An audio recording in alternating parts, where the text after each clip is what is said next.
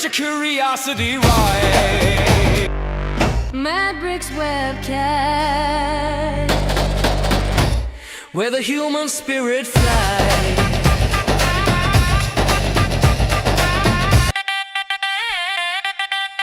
Mad Bricks webcast. Where the human spirit flies. Hey, welcome to the Medbix webcast. This is Ramana Annamaraju. I'm the host. My last name is big, but don't worry about that. Call me Ramana. That's good. This is I'm surrounded by strong-willed women. My late mother is she invented the feminism before the word even exists, and my daughter is a very highly opinionated and also smart, extremely smart, and then she's very forceful, So I have a co-host. She is also brilliant, beautiful, and bold.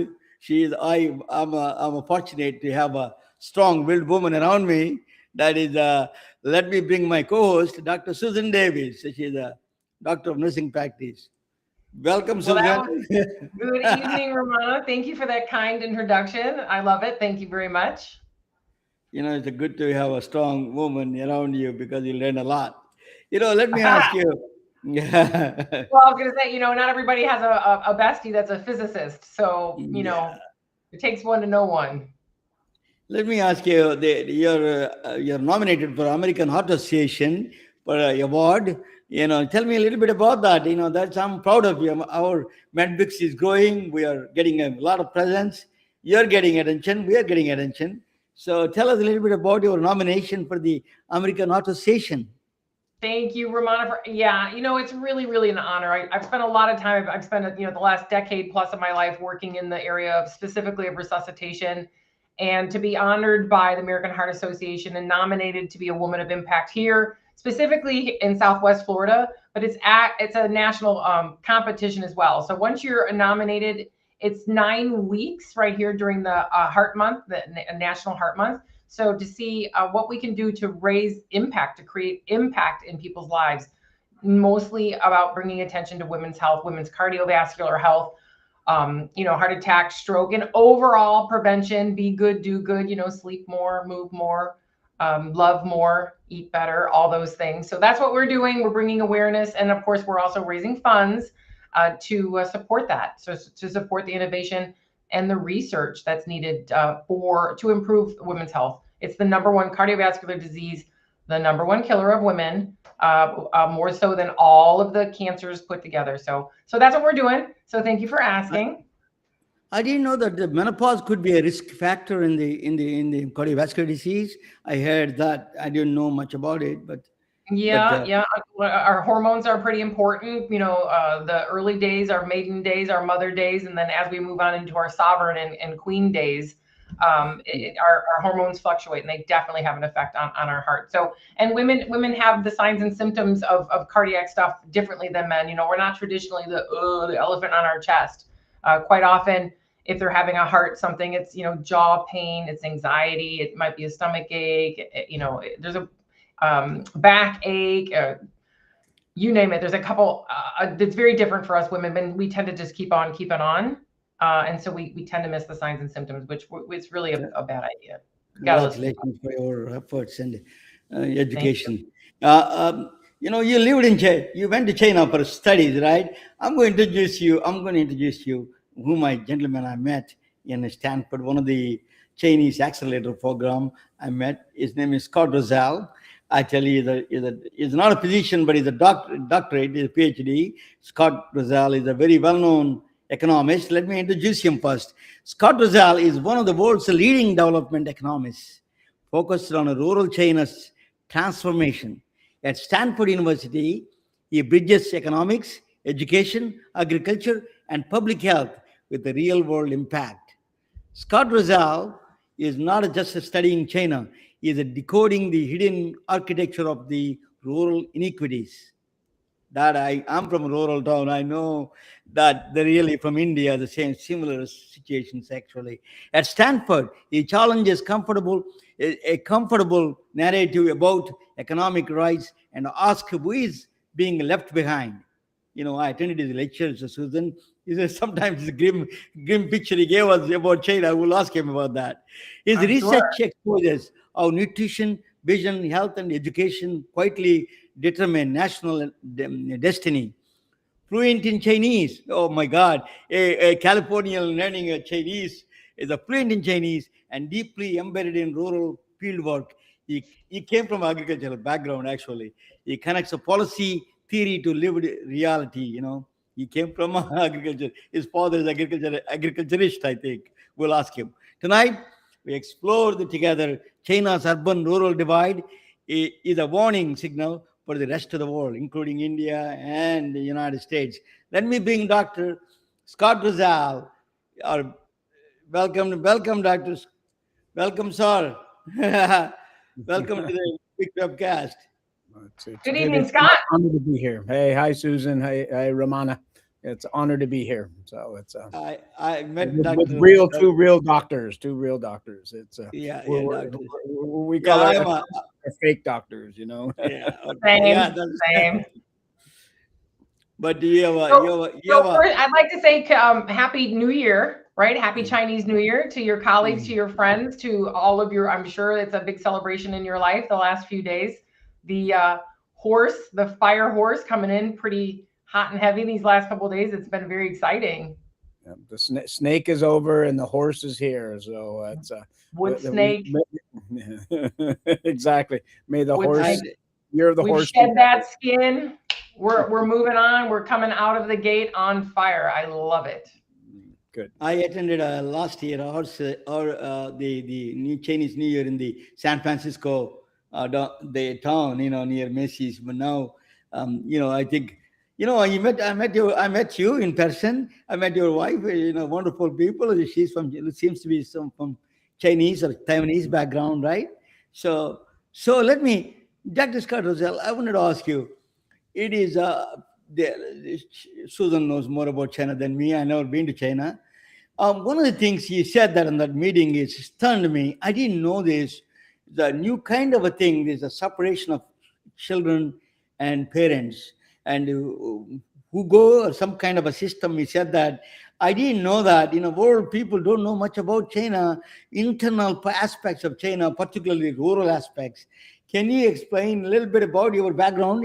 Give me some about your background. Oh my God, I saw your background. You are one of the leading economists. You published papers in Nature, Science. You are a well-known figure in the economy. China gave you very great award, the highest award for the. So you are a leading figure in the economics in rural China. So tell us, if I forget anything, please excuse me and let me know what I did forget. Well, let me first start with sort of my background. I did grow up in Southern California, and my grandfather was a farmer. My dad was an agricultural economist, and I got my degree in agricultural economics from Cornell. And so my mom actually cried when I said I was going to study agriculture economics. She said, "You're going to be as poor as we are." But then I was very, very fortunate to when I graduated, Stanford University had a department called the Food Research Institute that's since been closed down. But it was started by Hoover when he started the Hoover Institute to solve the world's food problems. And they had one economist from every part of the world, and I was the China person. And so I've been sort of here, since then. And I started studying the economics of food and agriculture. But by the time it got about 2000 to 2005, the share of GDP from agriculture in China was down under 10%. I started stepping back and saying, well, there's 800 million rural people out there. I mean, it's how are they going to contribute to the future development of China? And so I sort of, and what I discovered was that their human capital was very, very, very low. The share of this 800 million people in the labor force, that only 30% of them have ever been to one day of high school. So that means there's 600 million people that don't know math, don't know science, don't know computers.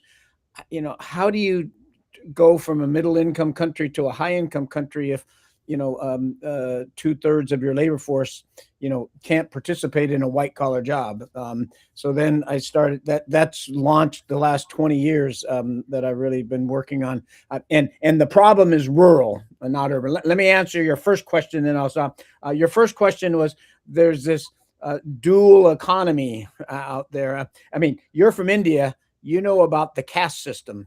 Of course, the caste system in China is politically created. It's not not passed down from generation to generation. And it's when you're born in rural areas, you get a tattoo said rural here. And if you're born in urban areas, you have no, that's not true. That's a joke. Basically, you get an identity card and it says rural or urban. Really? And right, and that if you have, and 2/3 today, even it was 80% 40 years ago. Today, 2/3 of China have a rural identity card, and that means your kids can only go to school in rural schools. You can only go get healthcare in rural hospitals. It says that you never can get unemployment insurance because your family always has a farm. Now, the farms are only 1 acre. That's the size of a football field, by the way, a soccer field.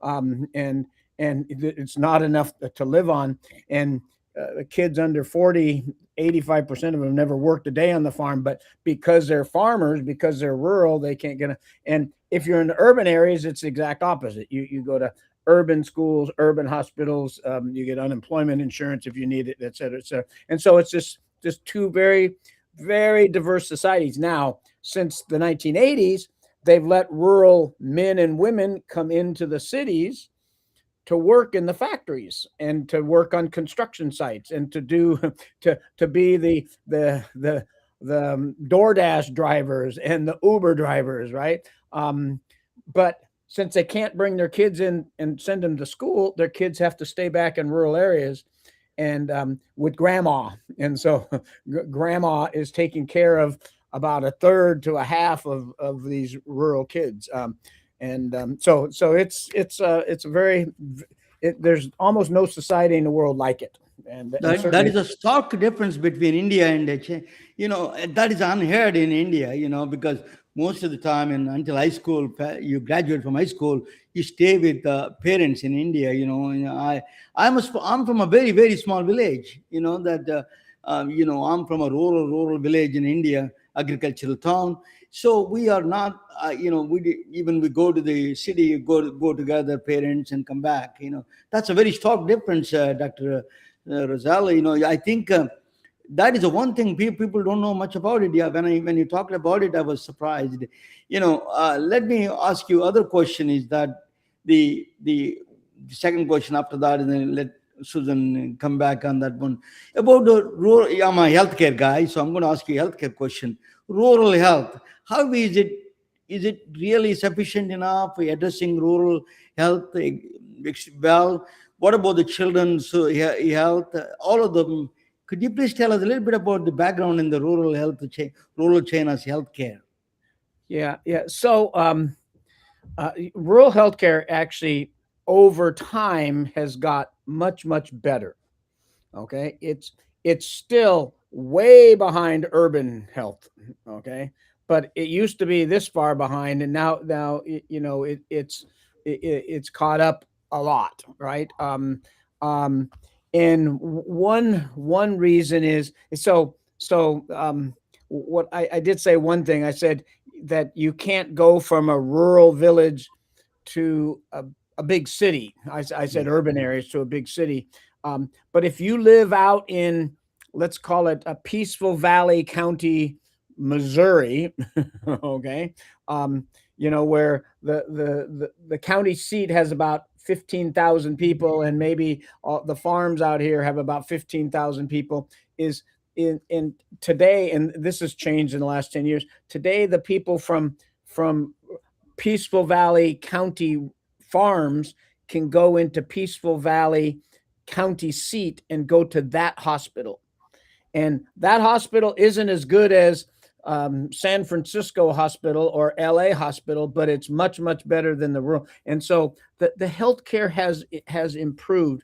Of course, the reason they're letting especially kids go into these hospitals in the cities is the number of kids are going down so quickly. The population is we can talk a little bit more about that later, but the doctors, the pediatricians don't have enough to do. So they're saying, hey, we're willing to go take care of these rural kids too. So it's sort of win-win in keeping the health of rural people up. But the doctors out in rural areas are much less well trained.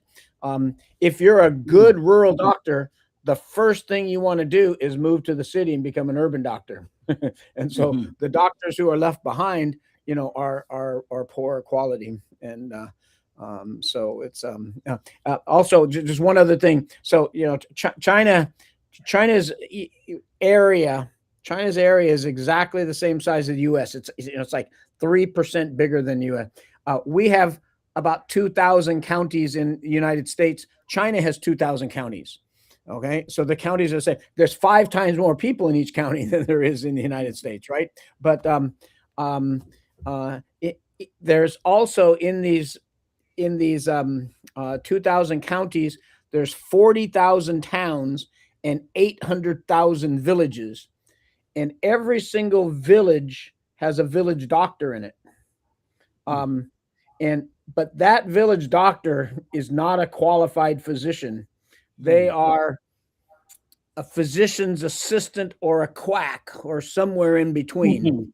And sometimes they're very good physician assistants, okay? And they try really hard. They know every one of their patients, so they have a huge incentive to try to help them a lot. But they often don't. I mean, and so what happens is if you're a 25-year-old adult and you get sick, you go into the county seat to see it. But who do they treat? They treat grandma and grandpa who don't drive and don't want to go into the county seat. And of course, they treat their kids, the grandkids, right? Because the parents are now, out in Shanghai or Beijing. And so the healthcare delivered, especially to the elderly and sometimes to the left behind children, that's still quite poor. So it's a mixed bag, right? So it's getting better, but there's huge heterogeneity in the healthcare quality. Well, you're bringing me back. So I was in China in 89, 90. A long time ago. Yeah. Thanks, Scott. It was a long time ago. You must have been in preschool then, right? Obviously. So I went to school at the Language Institute for a short stint. I was there I was meant to be there for longer, but I ended up being there for a semester.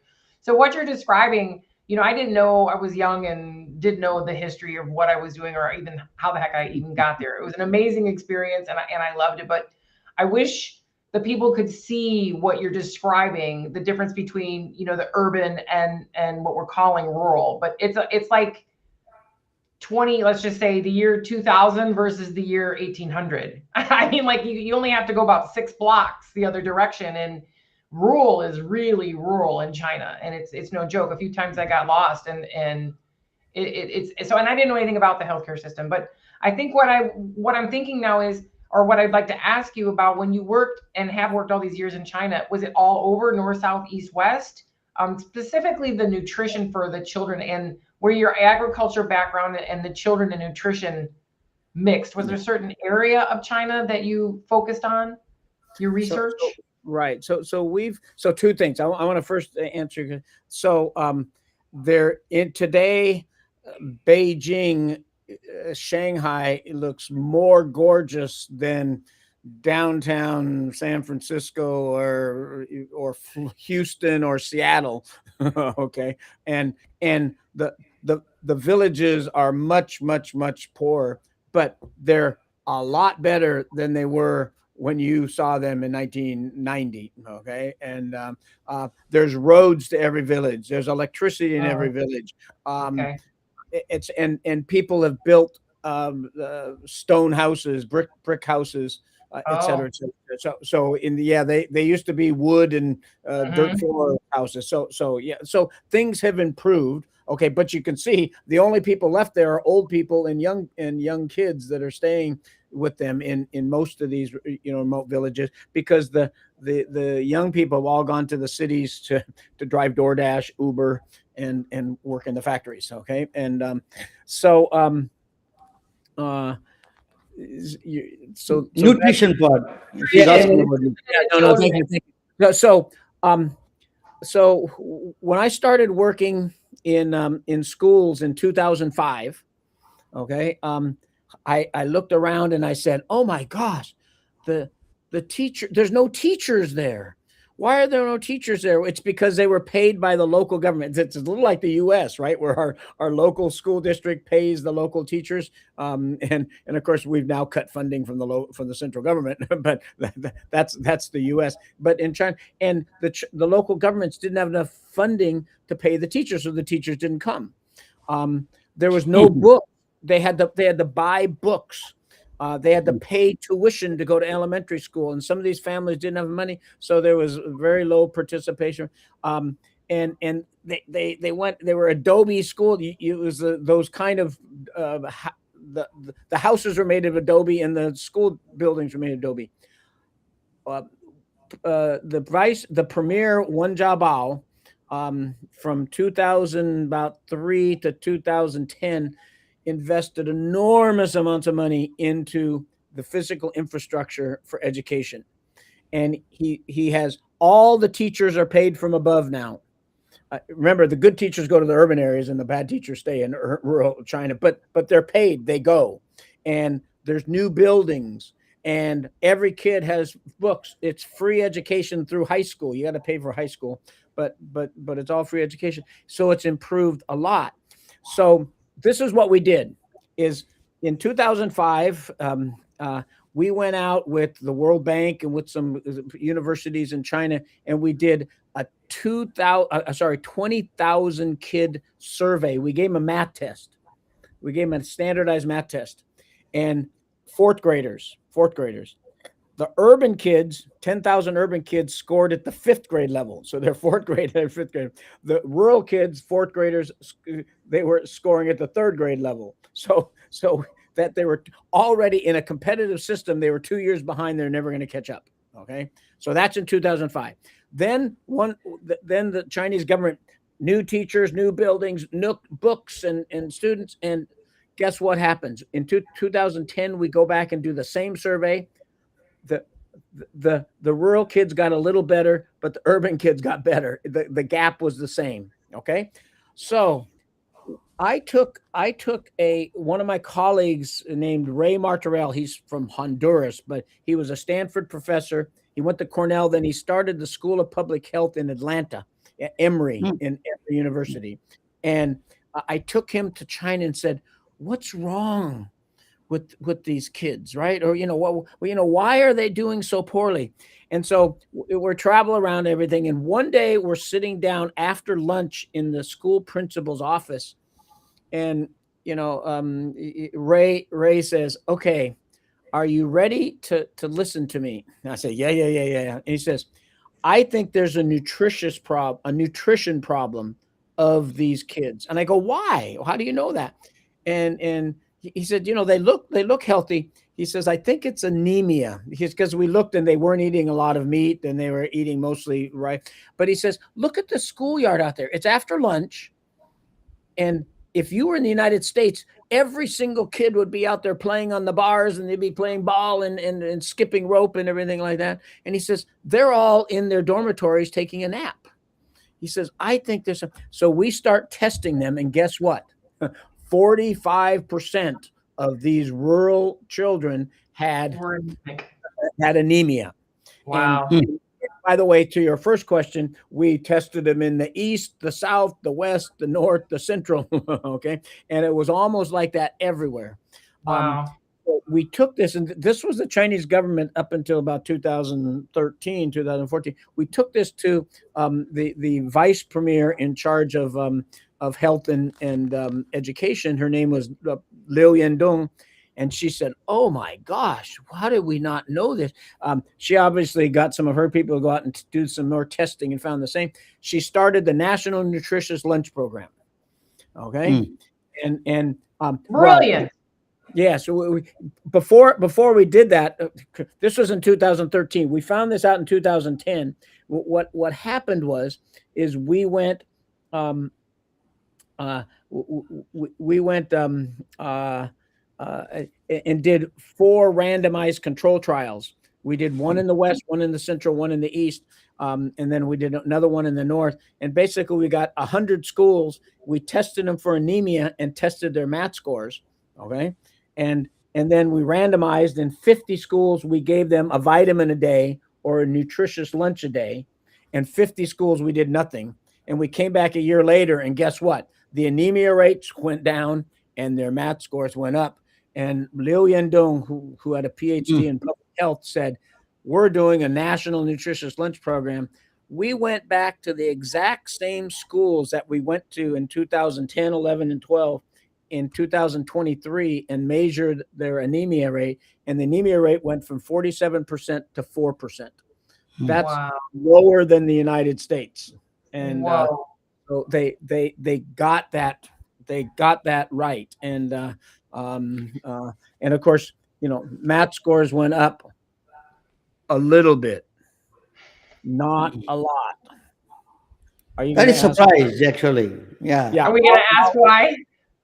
It's not. It's not the teachers that are now getting paid, and we now have new facilities, and now we've got some iron on board. We got healthy kids that have health insurance, and they're nourished. So and 90% of the kids go to preschool from 3-year-old to 6-year-old. 90% of kids are in preschool. Wow. The problem is 0 to 3, early childhood development. I don't know India does that or not, Dr. Rozelle. I think we'll have the same problem. 1 second, Susan. I think India may have the same problem because we are vegetarians. A lot of them are in India. But Navia, she's actually a girl working she's helping me right now on this virtual studio. She's from my village, actually, not that far from my village. She says that they're giving like peanut butter sandwiches, peanut kind of things. So nutrition is one of the things they're improving in India also. There's the similar problem probably with there. But I want to ask you, another thing has stunned me over the near eyesight problem. You were saying that 1/3 of the children have this huge problem of near eyesight problem. Tell us a little bit about that. That stunned me a little bit when you were talking about that. Well, the fact is if you go out, these numbers aren't exact, but they're close. If you go out and you randomly choose 100 kids from China or South Korea or Japan, and they're 12 years old, around 40% of them are going to be 35 to 50% are going to be nearsighted. Now, and if you do the same thing in America or Europe, it's around 15 to 20%. So it's much lower. It's much lower. And now the question is this? And I don't know the answer. Is this genetic, or is it because they're writing Chinese characters, right? And they're writing, and in fact, as South Korea has gone from Chinese characters to a alphabet, to their own alphabet, it's come down a little bit, but I still think there's a lot of genetics going on there. It just happens to be East Asians have this eyesight problem. Okay, you go to Japan and go into a 5th grade classroom in Japan, and 60% of the kids have eyeglasses on. Oh, Go to a rural school, same grade, and guess what? About 3 kids out of 50 have their eyeglasses on. And then you go test them and you say, oh, these 22 other kids are nearsighted. Why don't they have glasses? And the first thing that they'll say is, my mother thinks, or my grandmother thinks, that if you wear glasses when you're young, your eyes get worse. Oh, And goodness. so we're going to wait until Cultural. you. Yeah, no, exactly. And of course, what happened was nobody had eyeglasses until 30 years ago, right? And the first person in the village to finally go get eyeglasses, a year and a half later, he or she had to come back and get a new pair of eyeglasses. Why? Because his eyes got worse. Now, they got worse at a less depressive rate than if you weren't wearing eyeglasses, right? And it became sort of this rural myth that you shouldn't wear eyeglasses. And so, we've been doing these, programs at the height right before COVID. We worked with 29 county hospitals. We went and trained 3 nurses to become optometrists, and we went over the whole county. And a 4th, 5th, and 6th grade rural kids, the first pair of their glasses were free that we gave, and their scores went way up. Of course, right? I mean that they did. Their mental health problems came down a little because they weren't so anxious or stressed, as trying to read the read the chalkboard when you can't see anything. And and a lot of the provinces have now pushing glasses or giving them for free, which is another thing. So they're more nourished. They got eyeglasses. Bravo. But their test scores didn't go up compared to urban kids that much. They went up, but less than you wanted. Well, brilliant work. Brilliant work. You can't hear well when you can't see either. So, I mean, it's a double challenge because you don't realize how much that your eyes can see mouth movement and gestures. As someone who's been, I can't see very well at all, and I never wore my glasses. I didn't know that trees had leaves. I didn't. I got my eyes lasered. I was like, oh wow, they have leaves. That's pretty cool. I thought they were the lollipops, So from someone who knows that you can't hear or see without glasses, that's pretty cool. So that's amazing work. That's a lot of nutrition and a lot of vision. And I know it didn't go up a lot, but if you look at the size of the surface area of China and the number of, it helped a lot of people, right? A lot of people. And then we also did intestinal worms. So that's what I wanted to ask you about. I'm glad you brought that up. Do tell. Right. China's always had a big intestinal worm problem because everyone, including urban people, used to have there were no markets, so everybody planted their own vegetables in their backyard, right, and around their house, and then they pulled up the vegetables, right, and took them in, and they either didn't wash the vegetables off enough, or they washed the vegetables, didn't wash their hands off enough, and that's one way that these intestinal worms were spread to humans, right? And of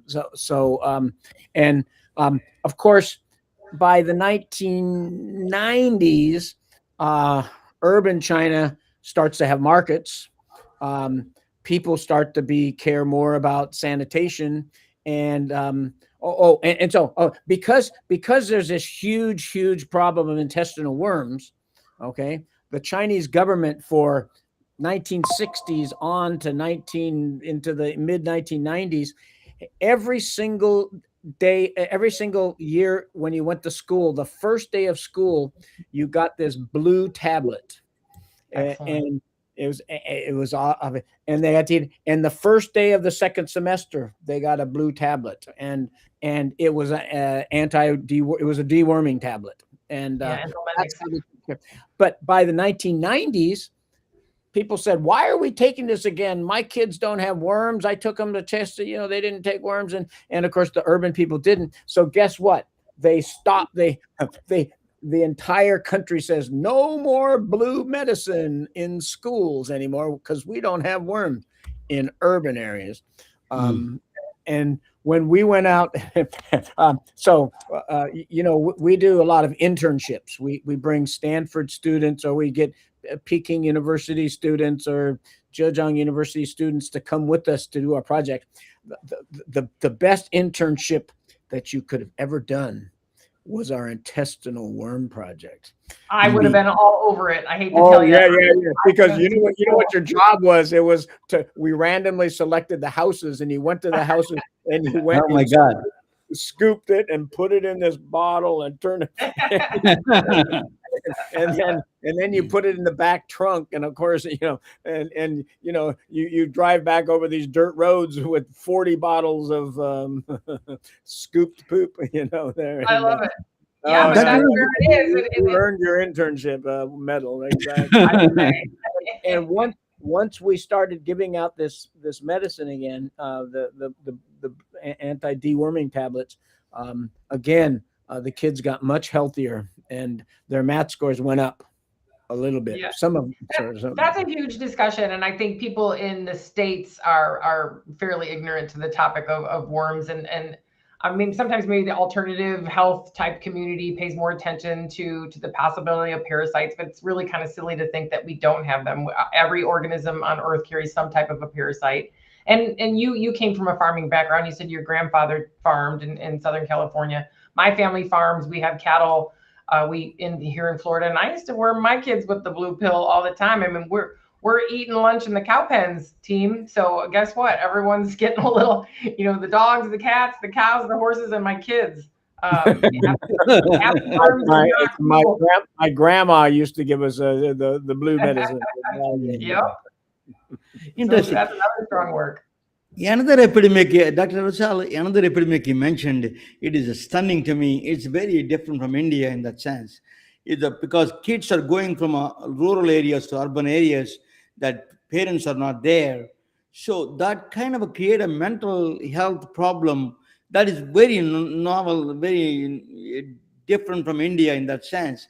Because does it create a mental health issues because they don't have the parents, they stay with the grandparents?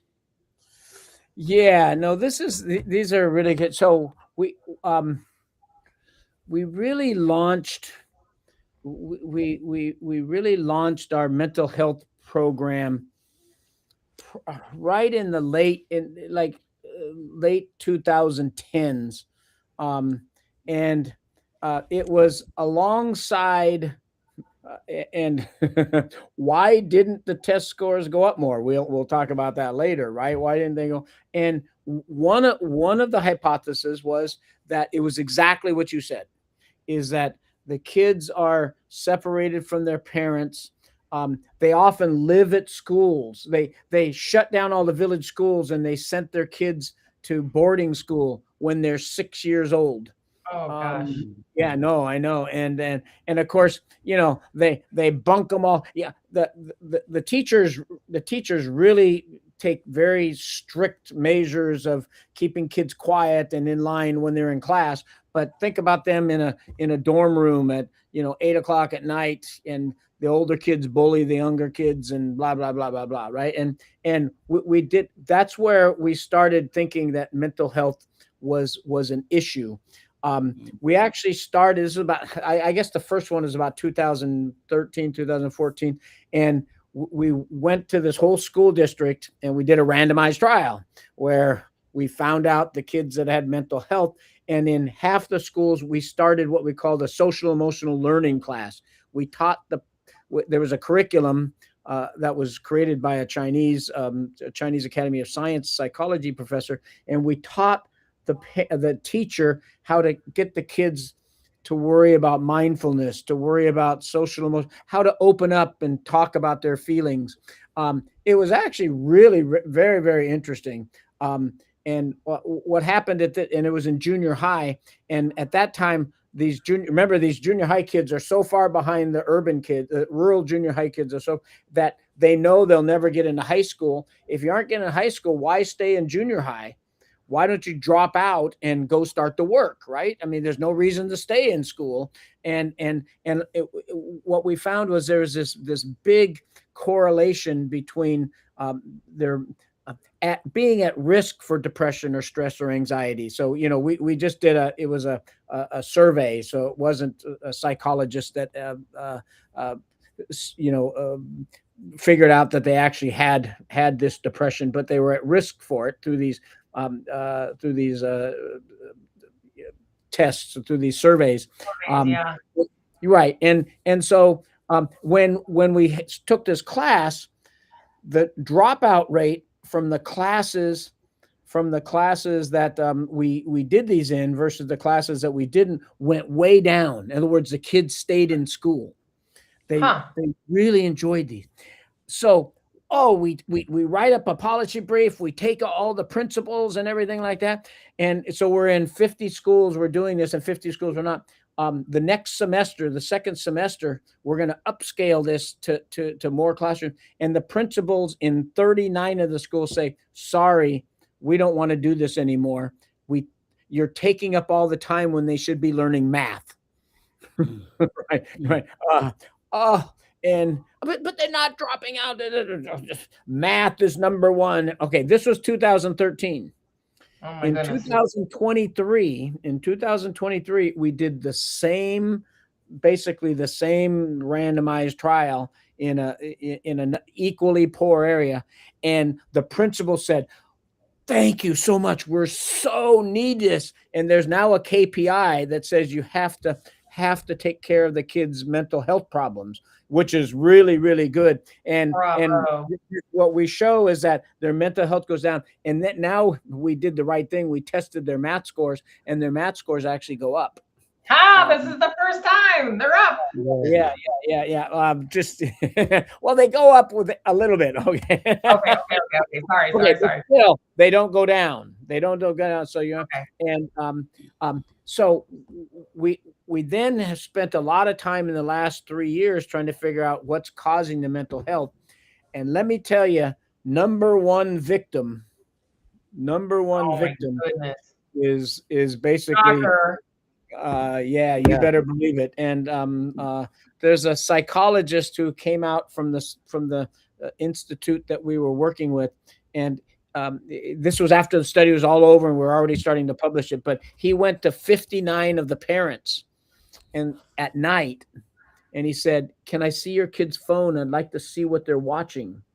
And I'm not going to tell you what's on your kid's phone, but I'm gonna basically score what your kid is looking and call it okay, bad, and very bad." Okay, 59 kids randomly selected. 37 were very bad. They were, and he has a whole, and 10 of them were bad, and only I think 12 of them were okay. We can use our imagination on what very bad is. You better believe it. Yep. And so this golly. is a huge issue now. And of course, it's also the stress, the stress of the system. It's hard to get a job now. Blah, blah, blah, blah, blah. So there's mental health is a huge issue. Some things are very common to India, but one is not common is that the parents living, and then there's because we are living extended families, joint families. I'm always with my mother has 6 sisters. We are hanging around all of them. So it is 6 sisters, yes. So it is all the 6 cousins, 36 cousins I have. So it is all we are all very close by each other. So there is not a mental health issues because parents are always next to each other, or my aunt is there. So it's kind of a different from China in that sense. But that's remember that the average in urban China, the average fertility rate now is 0.85. Yes, that's less than right. Right. Dr. Rozelle, you're talking about phones. I'm going to talk about AI a little bit, how the China, India, and other countries are doing it. And can you put on the side? Yeah. So I'm going to talk about it, Dr. Rozelle, and then you can give me some comment. When I come back, I wanted to ask you a very important question. I eat a lot of rice. And then you worked in the Rice Institute in Manila. I want to know, a lot of people say in Indians and Chinese, we eat a lot of rice. The rice is like if I can't eat rice, I can't even sleep. So you can tell me something about good or bad, both. So let me talk about a little bit about the presentation. After that, you can give me a comment. You can join anytime. Susan, you or Dr. Rozelle, both of them can join anytime. This is a entropy, very strange kind of a concept. Is a why entropy limits artificial intelligence. Me and Dr. Rozelle is in Silicon Valley. Everybody, Uber driver to kitchen employees, talk about AI here now. So we need to talk about. I presented two parts already. One is emergency plus. It's a black box. It's not a, Susan, you mentioned black box last time. I remember that black box. That's a different than this black box. This black box is a nature created a black box. You cannot have access to these black boxes. That's because a structural black box, that is. So you don't have we don't know what it does inside. We do not, with the new tools or new knowledge, it will not give you access. There's nothing you can do about it. The black box is real. That we have to accept it and then move forward. That is a minimize the risk and do that. So a lot of people think black box can be solved through technology and time. Only one black box can be solved. The other three black boxes are emergence and other things that I talked about in the first time. They cannot be solved. That is structurally, that is there. So we have to accept, and you see in a lot of other fields also the black box problem. Then second one I presented already, irreversibility. Biology, human body is irreversible, right? Biology, if you have Dr. Susan Davis knows, if you do operation or if you do something medicine, you cannot reverse it back. Biology is irreversible. That's why entropy comes in the picture. That's a one-way traffic. You're getting old. You don't get younger. So that is irreversibility is a part of the. Pardon me. No, carry on. I said speak The for biological yourself. process, irreversibility. That's what that is. Now I'm going to talk about entropy. These are the limits of AI. Doesn't mean I'm an anti-AI. I'm just telling you that you don't blindly go, AI can solve all the problem magically. That you need to be very careful how you handle that systems, particularly in healthcare. That's what I'm a healthcare guy. I'm going to talk about that a little bit. There's a two kind of entropies. Entropy is a thermodynamics entropy. This I'm just doing a classification here. Thermodynamic entropy is our bodies, our cells fight every day, to lower the entropy. So our body we are naturally goes towards the disorder. Is a order to disorder is a natural progression. So our bodies itself goes to the order to disorder. So life itself fights against the entropy. Make sure that orders remain same. The cells fight, our bodies fight to keep the order. So that is always the nature always pushing towards the disorder. That is the thermodynamic entropy. There is another kind of entropy. That is the information entropy. Ignorance is also keeps same. Knowledge and ignorance. People think I know everything. That's enough. But actually, that's not. What I know. That's not true. What you know is actually ignorance. Also seeps in. Entropy increases. Complexity increases every time. That's a nature itself. So I'm going to talk about entropy of information. How that limits the AI. Physician entropy, doctor's entropy is, EHR burden. They have a alert fatigue. A lot of, now with the remote patient monitoring, every doctor gets thousands of alerts. Bathroom data that's real. Some of them are real. Some of them are nonsense. So they get a lot of this fatigue, this workflow fragmentation. There is a lot of different systems. Interoperability is a bigger problem in healthcare. Documentation, and then decision saturation is all causing a lot of problems for the clinical staff. Susan knows about it. It is really a burnout problem, big problem in healthcare. In the management side, I'm always soft to the management. Also, people try to blame the management. They go through their own problems, regulatory. There is a tremendous laws, too many laws, because regulations, because they don't know. Every time they come up with a new law, the old laws are still there. So they're adding up the laws. The entropy increases. So when you don't have philosophy, only you're adding regulations, that creates a lot of entropy and a lot of disorder. There's a lot of KPIs, healthcare KPIs, overloaded KPIs. It doesn't make, knowledge without a common sense, without a sense. That's what it is. Incentive misalignment, this is a big problem. Then communication silos, Dr. Terrell is talking about today about the communication silos, how the communication is a big problem in the healthcare system itself. Is a huge problem between the management and the doctors, among the doctors itself. So they think AI is a permanent, so AI is the great solution. It can solve all our problems. It can decrease the load. But entropy says something different. Entropy says that no, you have to be very careful. You're moving you're reducing the entropy in one area, you're moving to the different area. So if you reduce the volume overload, that's a good before AI. Volume overload, you do that, okay, I did the AI, it reduces my volume. But what it does is it gives you trust and verification overload for the doctors or nurses. They have to worry about whether that information is correct or not. So that you're not reducing the entropy, you're just shifting from one location to other location. Healthcare is notorious for this, in the cost wise, in the burden wise. It is a big problem. So what it end up with, the doctors burnout. It's a non-doctors, nurses, techs, all burnout, because that's one of the effect is burnout is, a lot of people think, decrease performance. I don't even tell, Susan knows more than I do, prone to errors, severe consequences, people can die, if you do wrong mistake. It is not a fatigue is in syndrome that is serious in the healthcare workers.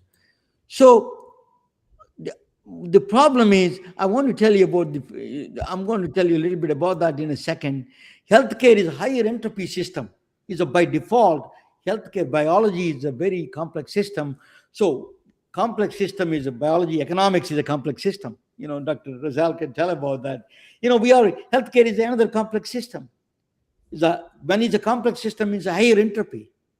The fragmented workflows, disconnected data systems. I don't know economy, but I can tell you about the healthcare, the regulatory layering, workflow, all kinds of nonsense, so many reimbursement structures. It is a huge mess. So healthcare is a higher entropy system. So that is by default. It is by default. So AI is a complex system. The black boxes, with the irreversibility problem, you're adding a AI on putting one complex system on the other complex system.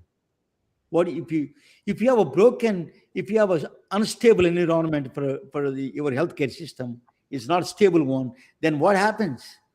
Technology is a force multiplier, amplifier. Higher entropy is amplified variability. It gets the big problem, unstable workflows. It becomes an instability in workflow. Cognitive load increases to the doctors. Alert fatigue, they're going to be missing important information, important data, fragmented data. This is a big problem in healthcare. So higher end AI, one complex system, you're adding to another complex system, it has got to be extremely careful. It's not just but we are mathematicians and physicists, Dr. Economists. We know we deal with the physicists, deal with a complex system every day. Mathematicians, physicists, economists even deal with the complex systems every day. So one of the famous guy, is Elwood Shannon, like Dr. Rozelle, famous guy, famous people, two famous people up there. Is a living legend here, Dr. Rozelle. Is a Shannon, Dr. Cloud Shannon, Elwood Shannon is a Shannon entropy. He created this disorder, this ignorance can be quantifiable. He gave formulas for the quantification for the ignorance. And then your disorder can be quantified. You can find out that's what healthcare needs. Healthcare needs a mathematics of this kind. It needs the measurement of the disorder. That is missing in the information missing in the. That's what the Claude Elwood Shannon did. He's an MIT professor. He did that. So what is a prime directive for healthcare company, healthcare systems? One prime directive: produce care. That's all you need.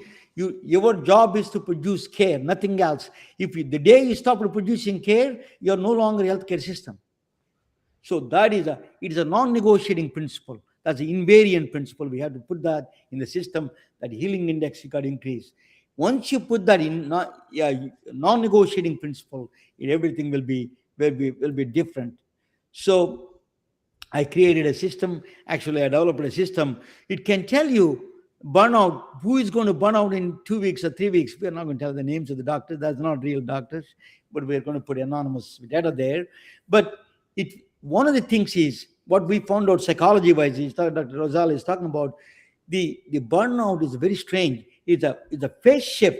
It's not a gradual. What they found out, it is after a certain time. It's all of a sudden it becomes a real problem. It's a gradual accumulation. And at a certain point, it becomes a problem. It is not a gradual problem. It is a phase shift problem. So you know when you get the phase shift is coming up, if you can see the doctor is going to have too many, this is not a surveillance. This is not a HR tool. You need to you need to give us a little bit break to the doctor, or give one more additional nurse to the doctor, or something you have to do. Or a physician, a nurse get more breaks, maybe get a CNA. All those things need to be done you can get that entropy can give you the risk factors. So that is the structural. You cannot replace the doctors and the clinical staff like Dr. Susan. You cannot replace with AI. So entropy has a structural limit on it. It's a mathematical limit. It is not I'm not talking about abstract.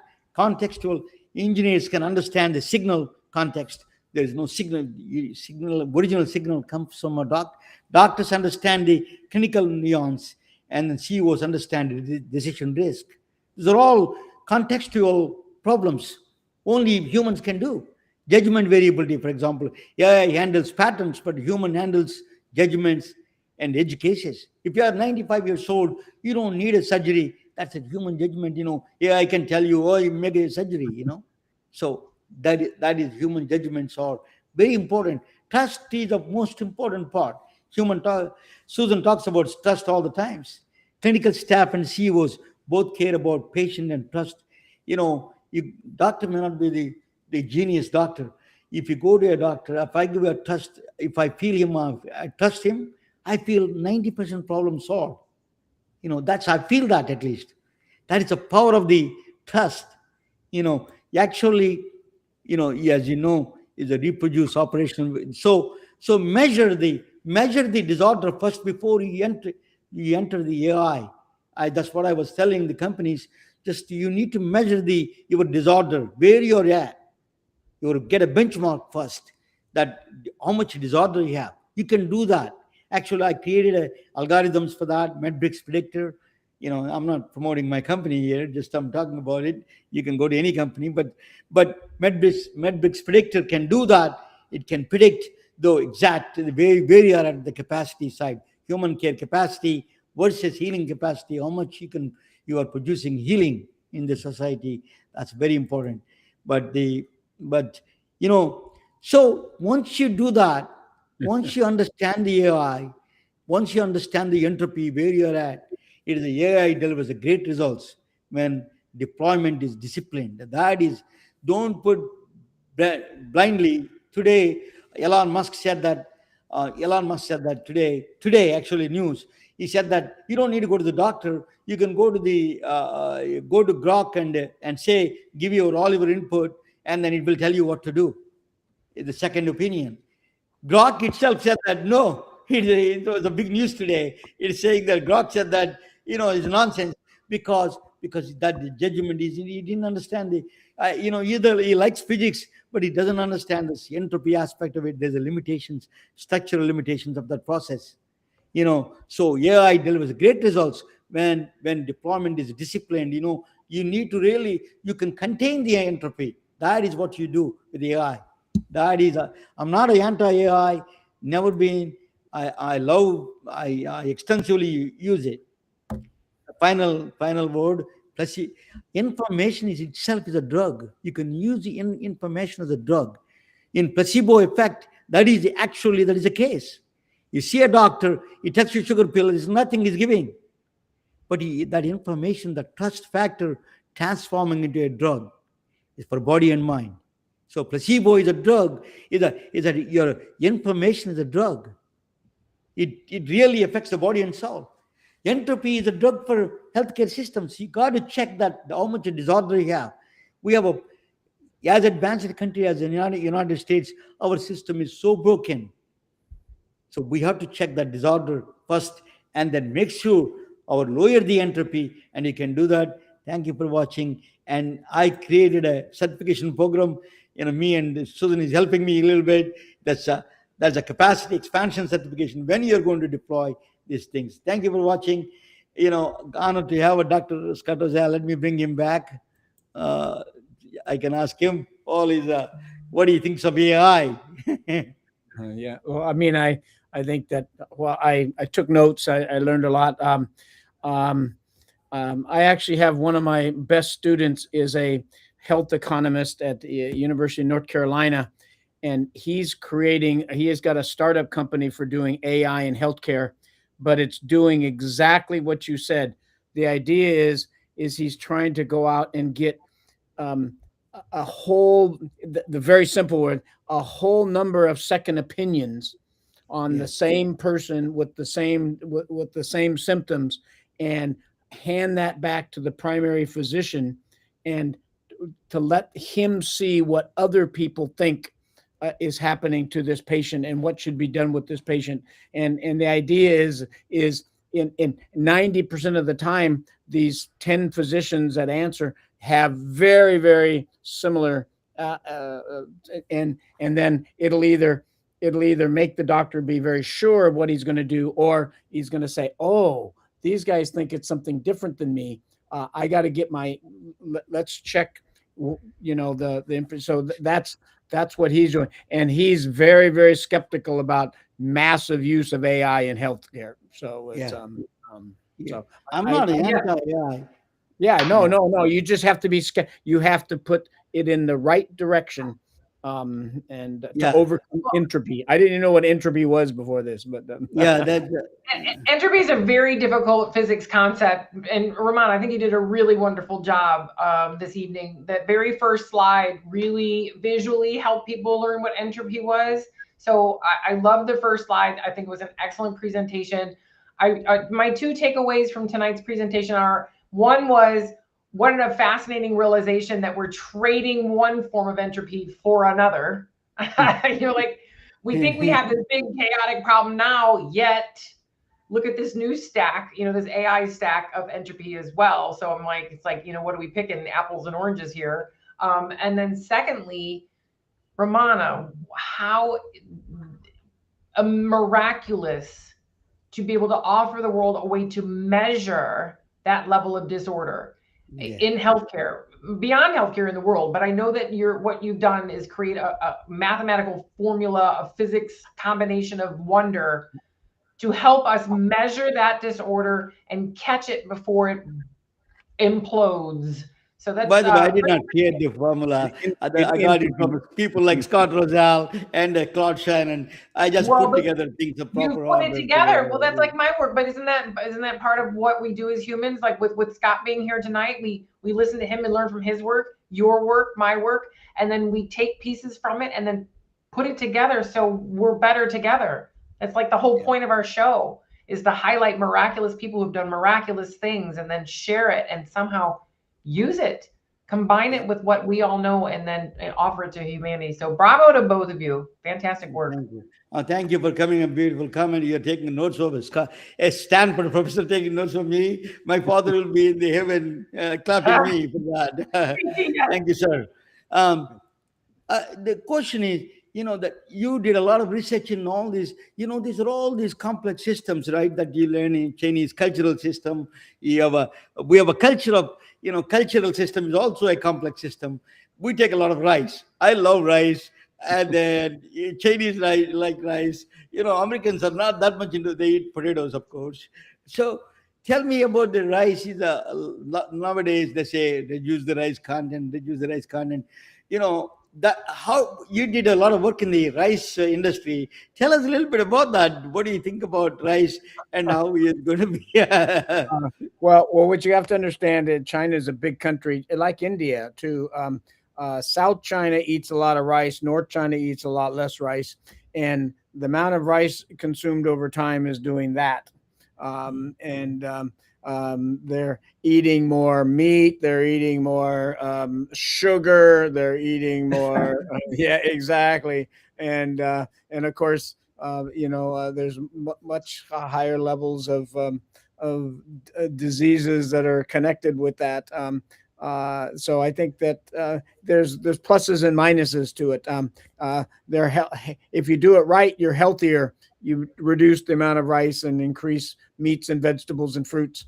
But if you reduce the amount of and you only eat meat or you eat a lot of sugar, you're Can we gonna. modify rice as genetically something, make it more protein-oriented rice? Something like that. Is it possible? I think that they're working on that type of stuff. I mean, China banned genetically modified foods for years.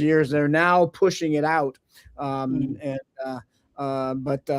Yeah, I think that there's a lot of store in the future of this. So it's but I think the Indians eat a lot more rice than Chinese now. Yeah, no question about They that. eat much more than Susan and I. That's for sure. Yeah, I'm sure. assuming Susan.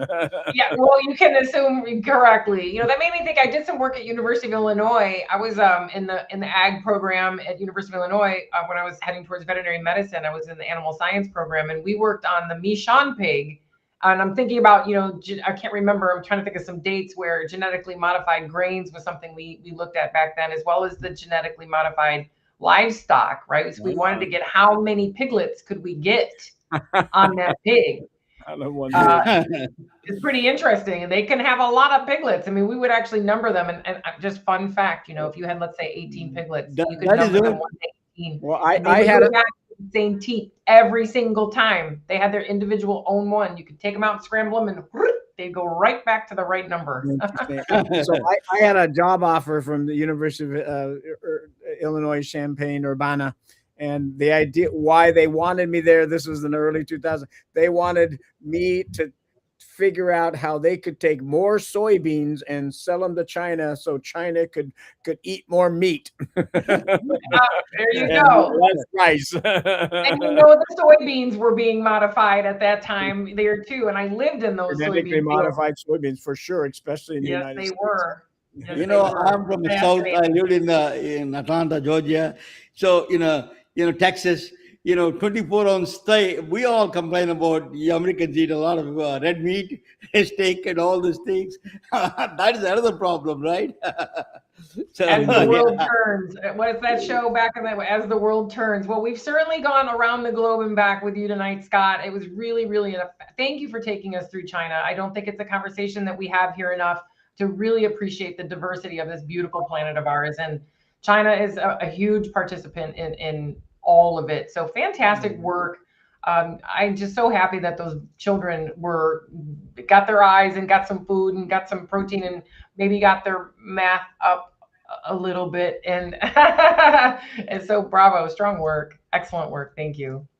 Truly an honor, sir. Yeah, it's an honor and privilege to have you. It is a special privilege to me that talking with you. I met you in person. That's a very interesting and it's really a very fascinating talk I heard from you in that Chinese Accelerator program. I think you did. You're doing a lot of great work, and please keep doing it. And inform us. You're a great. This talk is a very educational for us. And I didn't know a lot about China, that as you mentioned, but it's truly an honor, sir. But hang around for a few minutes. After the broadcast, I will talk with you. We'll talk together, me and Susan. But thank you so much, sir. Thank you all. Good night. Thank you for everyone. Good night. Yes, thank you. We are retelling their stories through our patented designs that can be worn on scrubs, t-shirts, printed on conference bags, and endless other promotional materials. Daily Wear for Medicine is the first ever of its kind to create curiosity in medicine through visual art. We at MedBricks are celebrating unsung heroes of the past who made enormous contributions to the field of medicine through our unique campaign called Daily Wear for Medicine. You can wear it, carry it, and give it